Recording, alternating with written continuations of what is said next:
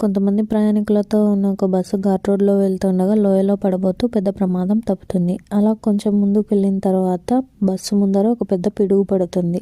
బస్సులో ఉన్న ఒక వ్యక్తి మనలో ఎవరో పాపాత్ములు ఉన్నారు, అందుకే మనకు పెద్ద ప్రమాదం తప్పింది అని చెప్తాడు.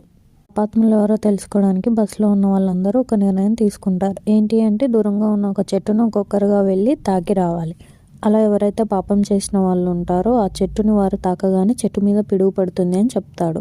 అలా ఒక్కొక్కరుగా వెళ్ళి దూరంగా ఉన్న చెట్టుని తాకి వస్తారు. చివరిగా ఒకే ఒక వ్యక్తి మిగులుతాడు. బస్సులో ఉన్న వాళ్ళందరూ ఆ వ్యక్తి పాపాత్ముడని అతన్ని చులకనగా చూస్తారు. చివరిగా ఆ వ్యక్తి కూడా భయపడుతూ వెళ్ళి చెట్టుని తాకుతాడు. కానీ పిడుగు పడుతుంది. అది ఆ చెట్టు మీద కాదు, బస్ మీద. బస్సులోని వారందరూ చనిపోతారు.